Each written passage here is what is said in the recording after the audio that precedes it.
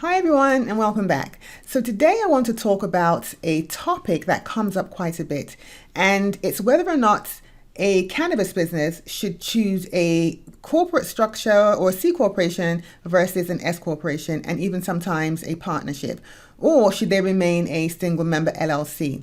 All right, so based upon my experience, and this advice that I'm about to give is based upon my experience working with cannabis businesses from a tax side, all right? But now when it comes to picking your business structure, it's always best to consult with not only an accountant, but definitely consult with an attorney, because you want to know what your possible exposure is going to be. We as accountants cannot advise you on legal exposure, okay? When it comes to legal liabilities, what we can advise you on is how your structure, how your choice is going to affect you from a tax perspective. And that's what I want to talk about today. So based upon my experience, I tend to lean more towards a C corporation, especially when I am working with a dispensary. And the reason is because dispensaries are very limited in how much money or rather how much of a deduction they get with cost of goods sold. When you have your manufacturers, your producers, and your farmers, they're a little bit more lenient. There are more costs that they can take versus a dispensary. So the reason why I lean more towards a C corporation is because, of course, of the good old 280E. As you know, as cannabis businesses, you're not allowed to take ordinary and necessary expenses. And because of that, you wind up paying tax on your gross profit rather than paying tax on your net profit like any other business. And because you're paying tax on your gross profit, 100% of your gross profit is taxable. And because you're not being taxed on your net profit, it may appear that you actually made money. If you look at your operating expenses, you may actually have had a loss that year, right? But because of 280E, you can't take that loss, you can't deduct your regular expenses, so you're stuck paying taxes on 100% of your gross profit. So what that does is that automatically you're going to have a tax bill. That's just automatic. You're going to have a tax bill, even though it shows that you had a net loss. Now, because you have a tax bill, if you are structured as an S corporation or a partnership, that bill, or rather that profit now transfers to your personal taxes. And you are now personally responsible for paying the tax on your income. So in other words, what normally would have been a business tax debt has now become a personal tax debt. As a C corporation, that tax debt stays in the business. If you are an S corporation or if you are a partnership, then that tax debt now shifts to you. Another thing is, if you are a corporation, whether you're an S corporation or C corporation, you're going to pay whoever you're paying wages. So you're paying wages to yourself, or you're paying wages to employees.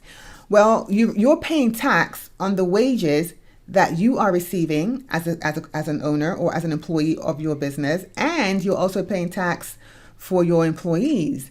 Well, if you are an S corporation, because you are not able to expense wages, okay, wages that you paid yourself and wages that you pay tax on, you're not able to expense wages. So now all of a sudden, because you are responsible for gross profit, which is up here, and your wages are down here, and your net profit is right here, you see that the gross profit is what you are now responsible to pay tax on. So that entire amount passes through to your personal tax return, and then your wages that you paid down here is totally ignored.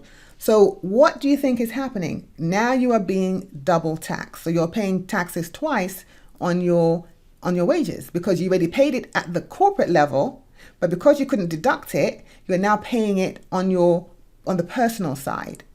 So these are some of the reasons why, for right now, as long as 280E is in place, setting yourself up as a C corporation tends to be a little bit more, palatable than if you are an S corporation or if you are a partnership. Now, once the 280E goes away, then at that point, you can sort of sit down and pick and choose your business structure based upon other circumstances or based upon other reasoning. With that said, it's important that you establish really good practices. One practice would be to make sure you're paying your estimated taxes every quarter, okay?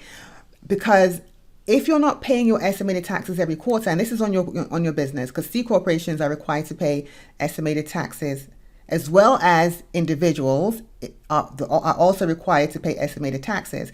So my suggestion is that you pay estimated taxes throughout the year. So you want to pay your estimated taxes 4 times a year. That way you don't wind up with a huge tax bill personally and with a huge tax bill for your business if you are a C corporation. If you're paying them every quarter, it's less painful. And not only that, you avoid paying penalties and interest that come along with not paying your taxes timely. Now, the second best practice is to make sure that you are creating a budget, that you are working from a budget. You want to make sure that you are budgeting for your estimated tax payments if you are a C corporation, and also budgeting for your personal tax estimated tax payments. Because if you are an S corporation, or if you are a partnership, or of course, if you decide to remain a single member LLC or sole proprietor, you are still required to pay estimated taxes. Because as you know, S corporations and partnerships themselves don't pay taxes. All of the income flows to you, which means that you are the one that has to pay the estimated taxes on that potential income. Whereas with a C corporation, you're paying the estimated taxes for the C corporation and then paying estimated taxes for income that you make. So having a sound budget that includes tax payments is important. It's very important, because what you don't want is to have at the end of the year to have this huge tax bill that you didn't see coming. Okay? Now, keep in mind that as you are creating your budget, that you are using your gross profit numbers to estimate what your taxes are going to be.